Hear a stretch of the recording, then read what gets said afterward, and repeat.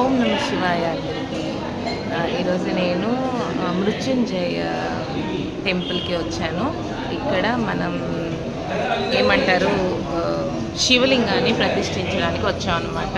కాశీలో శివలింగం ప్రతిష్ఠించడం అనేది చాలా చాలా అదృష్టం. అది కూడా మా నాన్నగారి పేరున చేయబోతున్నాం. చాలా హ్యాపీగా ఉంది ఇలా చేయబోతున్నందుకు.